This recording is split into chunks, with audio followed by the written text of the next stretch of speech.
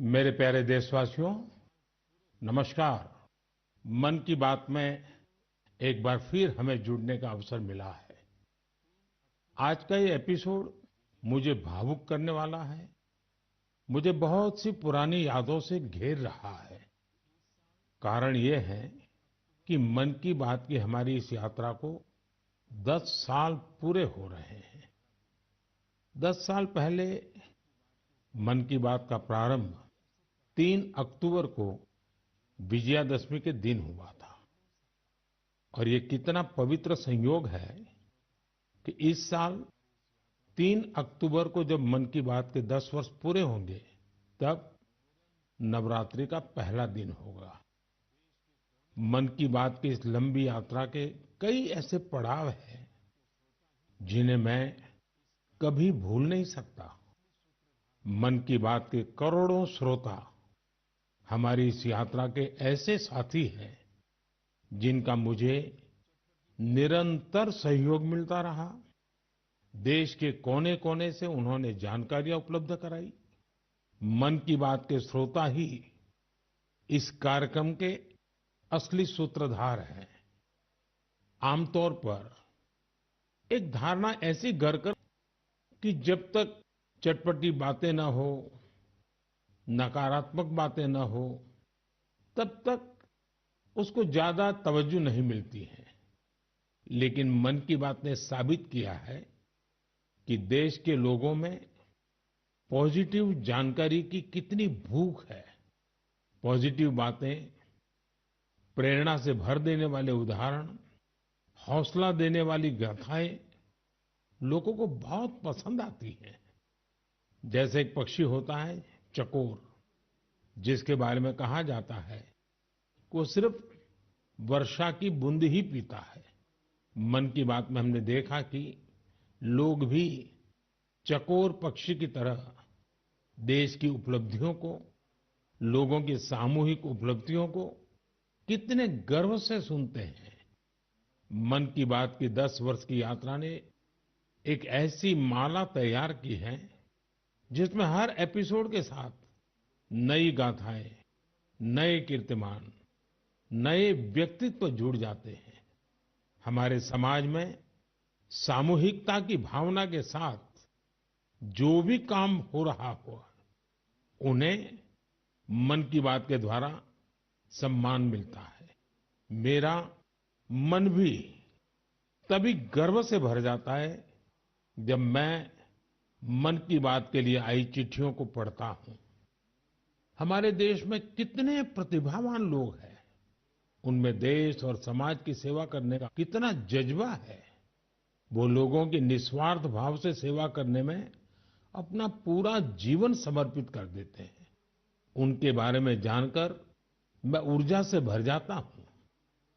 मन की बात की ये पूरी प्रक्रिया मेरे लिए ऐसी है जैसे मंदिर जाकर के ईश्वर के दर्शन करना।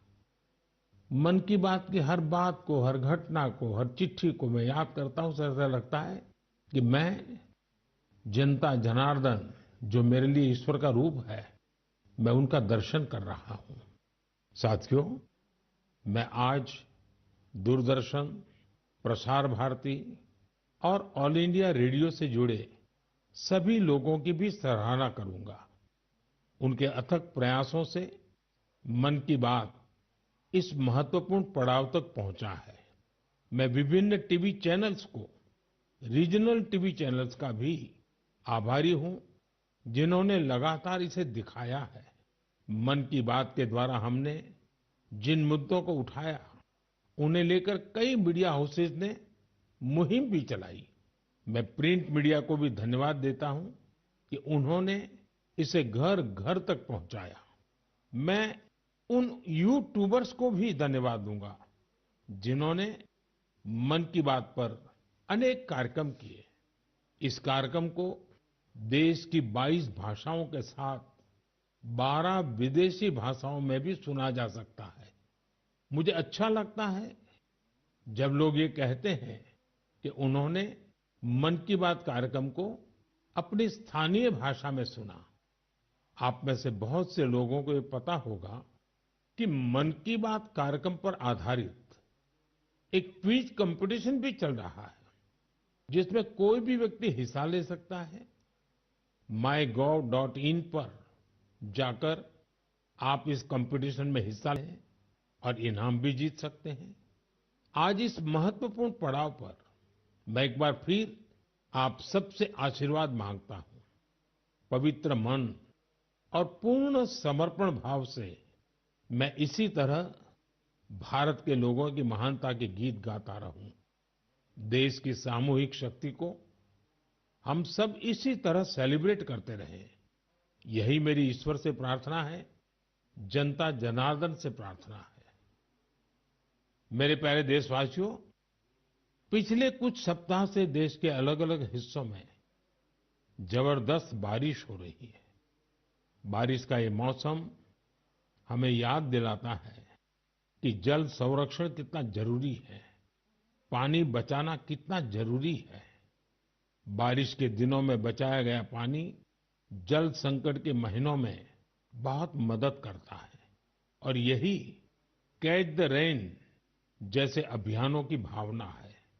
मुझे खुशी है कि पानी के संरक्षण को लेकर कई लोग नई पहल कर रहे हैं। ऐसा ही एक प्रयास उत्तर प्रदेश के झांसी में देखने को मिला है। आप जानते ही हैं कि झांसी बुंदेलखंड में है, जिसकी पहचान पानी की किल्लत से जुड़ी हुई है। यहाँ झांसी में कुछ महिलाओं ने गुरारी नदी को नया जीवन दिया है। ये महिलाएं सेल्फ हेल्प ग्रुप से जुड़ी हैं और उन्होंने जल सहेली बनकर इस अभियान का नेतृत्व किया है। इन महिलाओं ने मृतप्राय हो चुकी गुरारी नदी को जिस तरह से बचाया है, उसकी किसी ने कल्पना भी नहीं की होगी। इन जल सहेलियों ने बोरियों में बालू भरकर चेक डैम तैयार किया, बारिश का पानी बर्बाद होने से रोका और नदी को पानी से लबालब कर दिया। इन महिलाओं ने सैकड़ों जलाशयों के निर्माण और उनके रिवाइवल में भी बढ़ चढ़कर हाथ बटाया है। इससे इस क्षेत्र के लोगों की पानी की समस्या तो दूर हुई ही है, उनके चेहरों पर बड़े तालाब के निर्माण से भूजल स्तर काफी बढ़ गया है। इसका फायदा इस गांव की महिलाओं को मिला। यहाँ शारदा आजीविका स्वयं सहायता समूह, इससे जुड़ी महिलाओं को मछली पालन का नया व्यवसाय भी मिल गया। इन महिलाओं ने फिश पार्लर भी शुरू किया है, जहां होने वाली मछलियों की बिक्री से उनकी आय भी बढ़ रही है। मध्य प्रदेश के छतरपुर में भी महिलाओं का प्रयास बहुत सराहनीय है। यहाँ के खौब गांव का बड़ा तालाब जब सूखने लगा तो महिलाओं ने इसे पुनर्जीवित करने का बीड़ा उठाया। हरी बगिया स्वयं सहायता समूह की इन महिलाओं ने तालाब से बड़ी मात्रा में गाद निकाली। तालाब से जो गाद निकली, उसका उपयोग उन्होंने बंजर जमीन पर फूड फॉरेस्ट तैयार करने के लिए किया। इन महिलाओं की मेहनत से न सिर्फ तालाब में खूब पानी भर गया, बल्कि फसलों की उपज भी काफी बढ़ी है। देश के कोने कोने में हो रहे जल संरक्षण के ऐसे प्रयास पानी के संकट से निपटने में बहुत मददगार साबित होने वाले हैं। मुझे पूरा भरोसा है कि आप भी अपने आसपास हो रहे हैं ऐसे प्रयासों से जरूर जुड़ेंगे। मेरे प्यारे देशवासियों, उत्तराखंड के उत्तरकाशी में एक सीमावर्ती गांव है जाला। यहाँ के युवाओं ने अपने गांव को स्वच्छ रखने के लिए एक खास पहल शुरू की है। वे अपने गांव में धन्यवाद प्रकृति या कहें थैंक यू नेचर अभियान चला रहे हैं। इसके तहत गांव में रोजाना 2 घंटे सफाई की जाती है। गांव की गलियों में बिखरे हुए कूड़े को समेटकर उसे गांव के बाहर तय जगह पर डाला जाता है। इससे जाला गांव भी स्वच्छ हो रहा है और लोग जागरूक भी हो रहे हैं। आप सोचिए, अगर ऐसे ही हर गांव, हर गली, हर मोहल्ला अपने यहाँ ऐसा ही थैंक यू अभियान शुरू कर दें तो कितना बड़ा परिवर्तन आ सकता है। साथियों, स्वच्छता को लेकर पुडुचेरी के समुद्र तट पर भी जबरदस्त मुहिम चलाई जा रही है। यहाँ रम्या जी नाम की महिला माहे म्युनिसिपैलिटी और इसके आसपास के क्षेत्र के युवाओं की एक टीम का नेतृत्व कर रही है। इस टीम के लोग अपने प्रयासों से माहे एरिया और खासकर वहां के बीचेस को पूरी तरह साफ सुथरा बना रहे हैं। साथियों, मैंने यहाँ सिर्फ 2 प्रयासों की चर्चा की है, लेकिन हम आसपास देखें तो पाएंगे कि देश के हर किस हिस्से में स्वच्छता को लेकर कोई न कोई अनोखा प्रयास जरूर चल रहा है। कुछ ही दिन बाद आने वाले 2 अक्टूबर को स्वच्छ भारत मिशन के 10 साल पूरे हो रहे हैं। ये अवसर उन लोगों के अभिनंदन का है जिन्होंने इसे भारतीय इतिहास का इतना बड़ा जन आंदोलन बना दिया। ये महात्मा गांधी जी को भी सच्ची श्रद्धांजलि है, जो जीवन पर्यंत इस उद्देश्य के लिए समर्पित रहे। साथियों, आज ये स्वच्छ भारत मिशन की ही सफलता है कि वेस्ट टू वेल्थ का मंत्र लोगों में लोकप्रिय हो रहा है। लोग रिड्यूस, रीयूज और रिसाइकल पर बात करने लगे हैं, उसके उदाहरण देने लगे हैं। अब जैसे मुझे केरला में कोझिकोड में एक शानदार प्रयास के बारे में पता चला। यहाँ 74 ईयर के सुब्रमण्यम जी 23,000 से अधिक कुर्सियों की मरम्मत करके उन्हें दोबारा काम लायक बना चुके हैं। लोग तो उन्हें रिड्यूस, रीयूज और रिसाइकल यानी ट्रिपल आर चैंपियन भी कहते हैं। उनके इन अनूठे प्रयासों को कोझिकोड सिविल स्टेशन, पीडब्ल्यूडी और एलआईसी के दफ्तरों में देखा जा सकता है। साथियों, स्वच्छता को लेकर जारी अभियान से हमें ज्यादा से ज्यादा लोगों को जोड़ना है और ये अभियान किसी एक दिन का, एक साल का नहीं होता है। ये युगों युगों तक निरंतर करने वाला काम है। ये जब तक हमारा स्वभाव बन जाए स्वच्छता, तब तक करने का काम है। मेरा आप सबसे आग्रह है कि आप भी अपने परिवार, दोस्तों, पड़ोसियों या सहकर्मियों के साथ मिलकर स्वच्छता अभियान में हिस्सा जरूर लें। मैं एक बार फिर स्वच्छ भारत मिशन की सफलता पर आप सभी को बधाई देता हूं। मेरे प्यारे देशवासियों, हम सभी को अपनी विरासत पर बहुत गर्व है और मैं तो हमेशा कहता हूं, विकास भी, विरासत भी। यही वजह है कि मुझे हाल की अपनी अमेरिका यात्रा के एक खास पहलू को लेकर बहुत सारे संदेश मिल रहे हैं। एक बार फिर हमारी प्राचीन कलाकृतियों की वापसी को लेकर बहुत चर्चा हो रही है। मैं इसे लेकर आप सबकी भावनाओं को समझ सकता हूं और मन की बात के श्रोताओं को भी इस बारे में बताना चाहता हूं। साथियों, अमेरिका की मेरी यात्रा के दौरान अमेरिकी सरकार ने भारत को करीब 300 प्राचीन कलाकृतियों को वापस लौटाया है। अमेरिका के राष्ट्रपति बाइडेन ने पूरा अपनापन दिखाते हुए डेलावेयर के अपने निजी आवास में इनमें से कुछ कलाकृतियों को मुझे दिखाया। लौटाई गई कलाकृतियां टेराकोटा, स्टोन, हाथी के दांत, लकड़ी तांबा और कांसे जैसी चीजों से बनी हुई है। इनमें से कई तो 4000 साल पुरानी है। 4000 साल पुरानी कलाकृतियों से लेकर 19वीं सदी तक की कलाकृतियों को अमेरिका ने वापस किया है। इनमें फूलदान, देवी देवताओं की टेराकोटा पट्टिकाएं, जैन तीर्थंकरों की प्रतिमाओं के अलावा भगवान बुद्ध और भगवान श्री कृष्ण की मूर्तियां भी शामिल है। लौटाई गई चीजों में पशुओं की कई आकृतियां भी हैं। पुरुष और महिलाओं की आकृतियों वाली जम्मू कश्मीर की टेराकोटा टाइल्स तो बेहद ही दिलचस्प है। इनमें कांसे से बनी भगवान श्री गणेश जी की प्रतिमाएं भी हैं, जो दक्षिण भारत की हैं।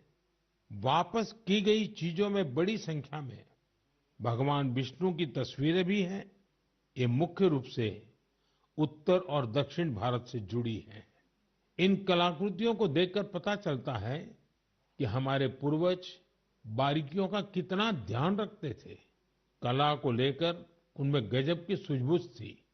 इनमें से बहुत सी कलाकृतियों को तस्करी और दूसरे अवैध तरीकों से देश के बाहर ले जाया गया था। यह गंभीर अपराध है। एक तरह से यह अपनी विरासत को खत्म करना जैसा है। लेकिन मुझे इस बात की बहुत खुशी है कि पिछले एक दशक में ऐसी कई कलाकृतियां और हमारी बहुत सारी प्राचीन धरोहरों की घर वापसी हुई है। इस दिशा में आज भारत कई देशों के साथ मिलकर काम भी कर रहा है। मुझे विश्वास है, जब हम अपनी विरासत पर गर्व करते हैं तो दुनिया भी उसका सम्मान करती है। और उसी का नतीजा है कि आज विश्व के कई देश हमारे यहाँ से गई हुई ऐसी कलाकृतियों को हमें वापस दे रहे हैं। मेरे प्यारे साथियों, अगर मैं पूछूं कि कोई बच्चा कौन सी भाषा सबसे आसानी से और जल्दी सीखता है, तो आपका जवाब होगा मातृभाषा। हमारे देश में लगभग 20,000 भाषाएं और बोलियां हैं और ये सब की सब किसी न किसी की तो मातृभाषा है ही है। कुछ भाषाएं ऐसी हैं जिनका उपयोग करने वालों की संख्या बहुत कम है। लेकिन आपको ये जानकर खुशी होगी कि उन भाषाओं को संरक्षित करने के लिए आज अनोखे प्रयास हो रहे हैं। ऐसी ही एक भाषा है हमारी संथाली भाषा। संथाली को डिजिटल इनोवेशन की मदद से नई पहचान देने का अभियान शुरू किया गया है। संथाली हमारे देश के कई राज्यों में रह रहे संथाल जनजातीय समुदाय के लोग बोलते हैं। भारत के अलावा बांग्लादेश, नेपाल और भूटान में भी संथाली बोलने वाले आदिवासी समुदाय मौजूद है। संथाली भाषा की ऑनलाइन पहचान तैयार करने के लिए ओडिशा के मयूरभंज में रहने वाले श्रीमान रामजी टूडू एक अभियान चला रहे हैं। रामजी जी ने एक ऐसा डिजिटल प्लेटफॉर्म तैयार किया है जहां संथाली भाषा से जुड़े साहित्य को पढ़ा जा सकता है और संथाली भाषा में लिखा जा सकता है। दरअसल कुछ साल पहले जब रामजी जी ने मोबाइल फोन का इस्तेमाल शुरू किया तो इस बात से दुखी हुए कि वो अपनी मातृभाषा में संदेश नहीं दे सकते।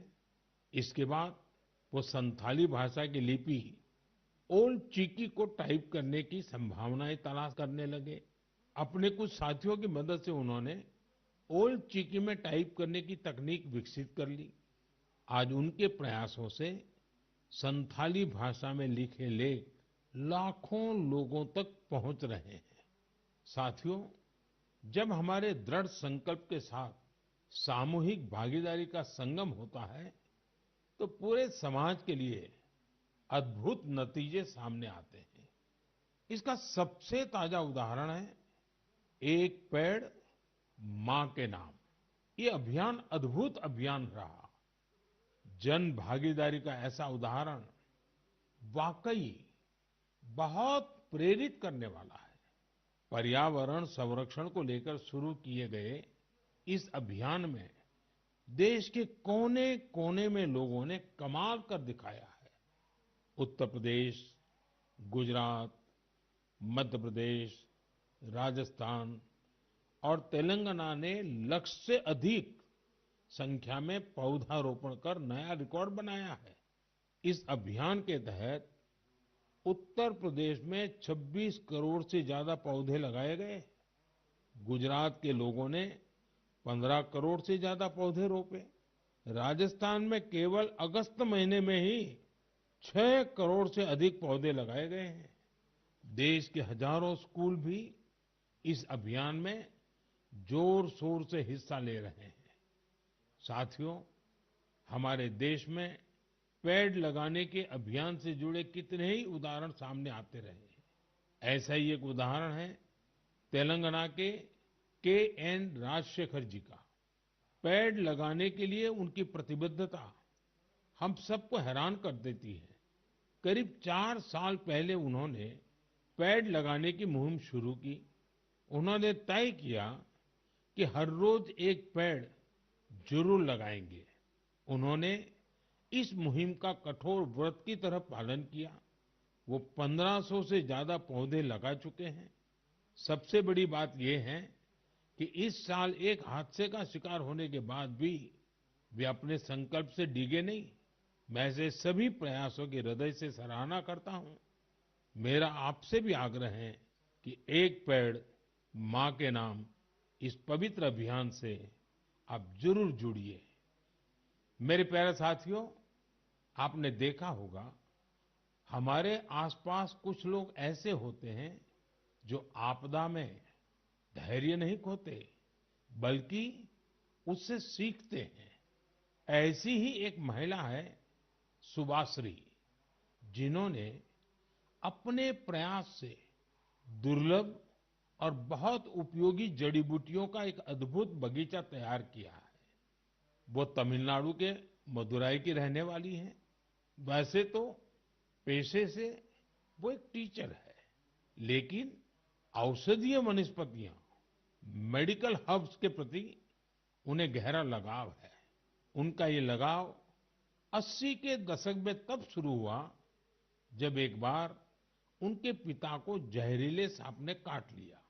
तब पारंपरिक जड़ी बूटियों ने उनके पिता की सेहत सुधारने में काफी मदद की थी। इस घटना के बाद उन्होंने पारंपरिक औषधियों और जड़ी बूटियों की खोज शुरू की। आज मदुराई के वेरीचियूर गांव में उनका अनोखा हर्बल गार्डन है, जिसमें 500 से ज्यादा दुर्लभ औषधीय पौधे हैं। अपने इस बगीचे को तैयार करने के लिए उन्होंने कड़ी मेहनत की है। एक एक पौधे को खोजने के लिए उन्होंने दूर दूर तक यात्राएं की, जानकारियां जुटाई और कई बार दूसरे लोगों से मदद भी मांगी। कोविड के समय उन्होंने इम्यूनिटी बढ़ाने वाली जड़ी बूटियां लोगों तक पहुंचाई। आज उनके हर्बल गार्डन को देखने के लिए लोग दूर दूर से आते हैं। वो सभी को हर्बल पौधों की जानकारी और उनके उपयोग के बारे में बताती हैं। सुभाश्री हमारी उस पारंपरिक विरासत को आगे बढ़ा रही हैं जो सैकड़ों वर्षों से हमारी संस्कृति का हिस्सा है। उनका हर्बल गार्डन हमारे अतीत को भविष्य से जोड़ता है। उन्हें हमारी ढेर सारी शुभकामनाएं। साथियों, बदलते हुए इस समय में नेचर ऑफ जॉब्स बदल रही है और नए नए सेक्टर्स का उभार हो रहा है, जैसे gaming, animation, reel making, film making या पोस्टर मेकिंग। अगर इनमें से किसी स्किल में आप अच्छा प्रदर्शन कर सकते हैं तो आपके टैलेंट को बहुत बड़ा मंच मिल सकता है। अगर आप किसी बैंड से जुड़े हैं या फिर कम्युनिटी रेडियो के लिए काम करते हैं तो भी आपके लिए बहुत बड़ा अवसर है। आपके टैलेंट और क्रिएटिविटी को बढ़ावा देने के लिए भारत सरकार का सूचना और प्रसारण मंत्रालय ने क्रिएट इन इंडिया इस थीम के तहत 25 चैलेंजेस शुरू किए हैं। ये चैलेंजेस आपको जरूर दिलचस्प लगेंगे। कुछ चैलेंजेस तो म्यूजिक, एजुकेशन और यहाँ तक कि एंटी पायरेसी पर भी फोकस्ड है। इस आयोजन में कई सारे प्रोफेशनल ऑर्गेनाइजेशन भी शामिल हैं, जो इन चैलेंजेस को अपना पूरा सपोर्ट दे रहे हैं। इनमें शामिल होने के लिए आप wavesindia.org पर लॉगिन कर सकते हैं। देश भर के क्रिएटर से मेरा विशेष आग्रह है कि वे इसमें जरूर हिस्सा लें और अपनी क्रिएटिविटी को सामने लाएं। मेरे प्यारे देशवासियों, इस महीने एक और महत्वपूर्ण अभियान के 10 साल पूरे हुए हैं। इस अभियान की सफलता में देश के बड़े उद्योगों से लेकर छोटे दुकानदारों तक का योगदान शामिल है। मैं बात कर रहा हूं मेक इन इंडिया की। आज मुझे ये देखकर बहुत खुशी मिलती है कि गरीब, मध्यम वर्ग और एमएसएमईज को इस अभियान से बहुत फायदा मिल रहा है। इस अभियान ने हर वर्ग के लोगों को अपना टैलेंट सामने लाने का अवसर दिया है। आज भारत मैन्युफैक्चरिंग का पावर हाउस बना है और देश की युवा शक्ति की वजह से दुनिया भर की नजरें हम पर है। ऑटोमोबाइल्स हो, टेक्सटाइल्स हो, एविएशन हो, इलेक्ट्रॉनिक्स हो या फिर डिफेंस, हर सेक्टर में देश का एक्सपोर्ट लगातार बढ़ रहा है। देश में एफडीआई का लगातार बढ़ना भी हमारे मेक इन इंडिया की सफलता की गाथा कह रहा है। अब हम मुख्य रूप से दो चीजों पर फोकस कर रहे हैं। पहली है क्वालिटी, यानी हमारे देश में बनी चीजें ग्लोबल स्टैंडर्ड की हों। दूसरी है वोकल फॉर लोकल, यानी स्थानीय चीजों को ज्यादा से ज्यादा बढ़ावा मिले। मन की बात में हमने hashtag my product my pride की भी चर्चा की है। लोकल प्रोडक्ट को बढ़ावा देने से देश के लोगों को किस तरह से फायदा होता है, इसे एक उदाहरण से समझा जा सकता है। महाराष्ट्र के भंडारा जिले में टेक्सटाइल की एक पुरानी परंपरा है, Bhandara tussar silk handloom. Tussar silk अपने डिजाइन, रंग और मजबूती के लिए जानी जाती है। भंडारा के कुछ हिस्सों में 50 से भी अधिक सेल्फ हेल्प ग्रुप इसे संरक्षित करने का काम में जुटे हैं। इनमें महिलाओं की बहुत बड़ी भागीदारी है। यह सिल्क तेजी से लोकप्रिय हो रही है और स्थानीय समुदायों को सशक्त बना रही है। और यही तो मेक इन इंडिया की स्पिरिट है। साथियों, त्योहारों के इस मौसम में आप फिर से अपना पुराना संकल्प भी जरूर दोहराइए। कुछ भी खरीदेंगे, वो मेड इन इंडिया ही होना चाहिए। कुछ भी गिफ्ट देंगे, वो भी मेड इन इंडिया ही होना चाहिए। सिर्फ मिट्टी के दिए खरीदना ही वोकल फॉर लोकल नहीं है। आपको अपने क्षेत्र में बने स्थानीय उत्पादों को ज्यादा से ज्यादा प्रमोट करना चाहिए। ऐसा कोई भी प्रोडक्ट जिसे बनाने में भारत के किसी कारीगर का पसीना लगा है, जो भारत की मिट्टी में बना है, वो हमारा गर्व है। हमें इसी गौरव पर हमेशा चार चांद लगाने हैं। साथियों, मन की बात के इस एपिसोड में मुझे आपसे जुड़कर बहुत अच्छा लगा। इस कार्यक्रम से जुड़े अपने विचार और सुझाव हमें जरूर भेजिएगा। मुझे आपके पत्रों और संदेशों की प्रतीक्षा है। कुछ ही दिन बाद त्योहारों का सीजन शुरू होने वाला है। नवरात्र से इसकी शुरुआत होगी और फिर अगले 2 महीने तक पूजा पाठ व्रत त्योहार उमंग उल्लास चारों तरफ यही वातावरण छाया रहेगा। मैं आने वाले त्योहारों की आप सबको बहुत बहुत बधाई देता हूँ।